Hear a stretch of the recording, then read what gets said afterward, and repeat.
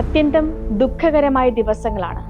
ജീവൻ നഷ്ടമായത് പലതരം സ്വപ്നങ്ങളുമായി പറന്നവർക്ക് മാത്രമല്ല, താഴെ ഈ മണ്ണിൽ നിന്നവർക്ക് കൂടിയാണ്. ഇപ്പോ ഈ നിമിഷം എങ്ങനെ ഈ അപകടമുണ്ടായി എന്ന് അവിദഗ്ധരായ നമുക്ക് പറയാതിരിക്കാം. അത് പറയാൻ പ്രാപ്തരായവർ ഈ രാജ്യത്തുണ്ട്. അവരോടൊപ്പം ചേരാൻ അമേരിക്കയിലെയും ബ്രിട്ടനിലെയും വിദഗ്ധരും എത്തുന്നു. ബോയിങ് 787 ഡ്രീം ലൈനർ നേരിടുന്ന ആദ്യത്തെ വലിയ അപകടമാണ്. എന്താണ് കാരണമെന്ന് പരിശോധിക്കാൻ ബോയിങ്ങിലെ സാങ്കേതിക വിദഗ്ധരും എത്തും. സ്പോട്ട്ലൈറ്റ് ഇന്ന് പങ്കുവെക്കുന്നത് വിമാന അപകടത്തിന്റെ വൈകാരിക വശങ്ങളാണ്. ഇതൊരു വിദഗ്ധ വിശകലനമല്ല.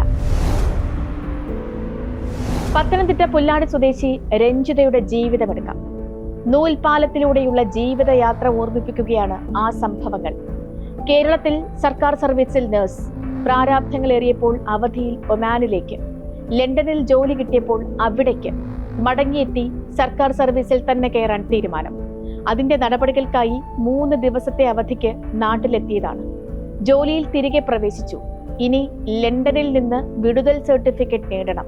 അതിനായി കൊച്ചിയിൽ നിന്ന് ചെന്നൈക്ക്, ചെന്നൈയിൽ നിന്ന് അഹമ്മദാബാദിലേക്ക്, അഹമ്മദാബാദിൽ നിന്നും വിമാനം പറന്നു പൊങ്ങി 32-ാം സെക്കൻഡിൽ അപകടം. നാട്ടിൽ 1000 കണ്ണുമായി കാത്തിരിക്കുകയായിരുന്നു ബന്ധുക്കളും സുഹൃത്തുക്കളും സഹപ്രവർത്തകരും. അമ്മയും 2 കുഞ്ഞുങ്ങളും വീട്ടിലും. ഏത് വാക്കുകൾ കൊണ്ട് കഴിയും അവരെ ആശ്വസിപ്പിക്കാൻ? ഇത്രയേറെ നമ്മളെ ഉലയ്ക്കുന്ന ഒരു അപകടം വേറെ ഉണ്ടാകില്ല. ആദ്യമായി ആ പേര് കേട്ടവർ പോലും രഞ്ജിതയെ ഓർത്ത് വിതുമ്പിപ്പോയിട്ടുണ്ടാകും. കണ്ണീർ വാർക്കാത്തവരായി ആരാണ് ബാക്കിയുണ്ടാകുക? എന്തൊരലച്ചിലായിരുന്നു ഈ ദിവസങ്ങളിൽ രഞ്ജിതയ്ക്ക്. കൊച്ചിയിൽ നിന്നോ ചെന്നൈയിൽ നിന്നോ നേരിട്ട് വിമാനം കിട്ടാത്തതിനാൽ ഗുജറാത്തിലെ അഹമ്മദാബാദിലേക്ക് 120 മണിക്കൂറിനുള്ളിൽ എത്രയായിരം കിലോമീറ്ററാണ് ആ ജീവിതം താണ്ടിയത്. കത്തിയെരിയുന്ന വിമാനത്തിൽ നിന്നും രക്ഷപ്പെട്ട ഒരേ ഒരാൾ, അത് ബ്രിട്ടീഷ് പൗരത്വമുള്ള ഇന്ത്യൻ വംശജനായ വിശ്വാസ് കുമാറാണ്.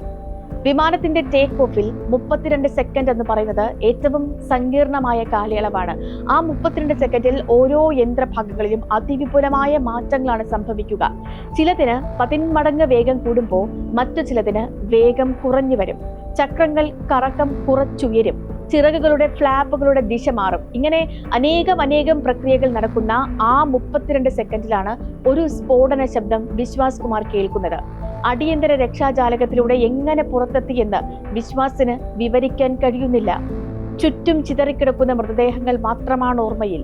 അവരിൽ ഒരാളായി സ്വന്തം സഹോദരൻ അജയ് കുമാറുമുണ്ട്. ഒരു വിമാന അപകടത്തിലെ ഏറ്റവും അത്ഭുതകരമായ രക്ഷപ്പെടലാണ് വിശ്വാസ് കുമാറിൻ്റേത്. എങ്ങനെ അപകടമുണ്ടായി എന്ന് പഠിപ്പിക്കുന്നതിനൊപ്പം വിമാന കമ്പനികൾ ഇനി മറ്റൊന്നുകൂടി പഠിക്കും. എങ്ങനെ വിശ്വാസ് കുമാർ രക്ഷപ്പെട്ടു എന്നതാകുമത്. ഇനിയുള്ള വിമാനയാത്രകൾ കൂടുതൽ സുരക്ഷിതമാക്കാൻ അങ്ങനെയൊരു പാഠം അനിവാര്യവുമാണ്. വിമാനത്തിനുള്ളിലുണ്ടായിരുന്നവർ മാത്രമല്ല ഈ അപകടത്തിന്റെ ഇരകൾ. മേഘ്നി നഗറിലെ BJ മെഡിക്കൽ കോളേജിലെ ഹോസ്റ്റലിലേക്കാണ് ഈ വിമാനം ഇടിച്ചിറങ്ങിയത്. ഒരു വ്യോമാക്രമണത്തിലേതെന്നതുപോലെ ഹോസ്റ്റൽ തകരുകയായിരുന്നു. 4 ഹോസ്റ്റലുകളുള്ള കെട്ടിടത്തിൽ ഒന്നിൽ തട്ടിയതിനു ശേഷം മറ്റൊന്നിന് മുകളിലേക്കാണ് വിമാനം വീണത്. വിദ്യാർത്ഥികൾ ഭക്ഷണം കഴിക്കാൻ ക്യാൻറ്റീനിൽ എത്തുന്ന സമയത്തായിരുന്നു അപകടം. എല്ലാവരും ഭാവി ഡോക്ടർമാരാണ്. മരിച്ചവരിൽ കൂടുതലും മെഡിക്കൽ വിദ്യാർത്ഥികളാണ്. വിമാനത്തിനൊപ്പം കെട്ടിടത്തിനും തീപിടിച്ചു. കെട്ടിടത്തിൽ നിന്നും എടുത്തു ചാടിയ ചില വിദ്യാർത്ഥികൾ വീഴ്ചയുടെ ആഘാതത്തിൽ മരിച്ചു. ചിലർ പുറത്തു കടക്കാനാകാതെ തീഗോളത്തിൽ കുടുങ്ങി. മറ്റു ചിലർക്ക് അതീവ ഗുരുതരമായി പരിക്കേറ്റു.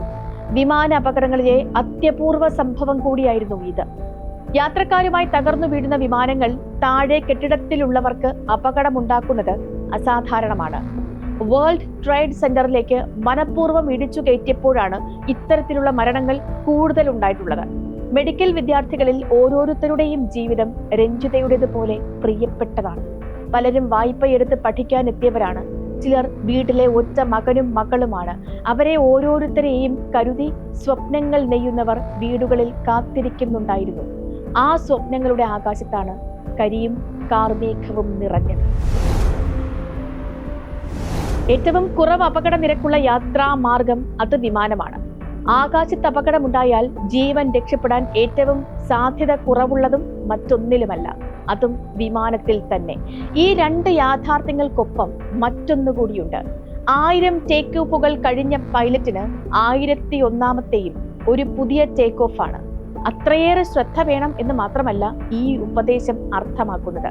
അത്രയേറെ വെല്ലുവിളികൾ കൂടി നിറഞ്ഞതുമാണെന്നാണ്. ടേക്ക് ഓഫ് മാത്രമല്ല, ലാൻഡിങ്ങും അങ്ങനെ തന്നെ. തെക്കൻ ചൈന കടലിന് മുകളിൽ വെച്ച് മനുഷ്യനിർമ്മിതമായ എല്ലാ റഡാറുകളിൽ നിന്നും അപ്രത്യക്ഷമായ ഒരു വിമാനമുണ്ട്, MH370. ഇന്നും എവിടെയുണ്ടെന്നറിയാത്ത ആ വിമാനം ഒഴികെ മറ്റെല്ലാ അപകടങ്ങളെക്കുറിച്ചും നമുക്ക് വളരെ കൃത്യമായ ധാരണകളുണ്ട്. എങ്ങനെ അപകടം സംഭവിച്ചുവെന്നും എന്താണ് തിരുത്താനുള്ളതെന്നും കണ്ടെത്തിയിട്ടുമുണ്ട്. ഈ തിരുത്തലുകളാണ് വിമാനയാത്രകളെ കൂടുതൽ സുരക്ഷിതമാക്കുന്നത്. അപ്പോഴും തിരുത്താൻ കഴിയാത്ത ഒന്നുണ്ട്. രഞ്ജിതയെപ്പോലെ ഇരുന്ന ഇരുപ്പിൽ ഇല്ലാതായി പോകുന്നവരുടെ ജീവിതമാണത്. അവരെ കരുതി കഴിഞ്ഞവർക്ക് കൂടിയാണ് പാതി ജീവൻ നഷ്ടമാകുന്നത്. സ്പോട്ട്ലൈറ്റിനെ മറ്റൊരു വിഷയവുമായി നാളെ.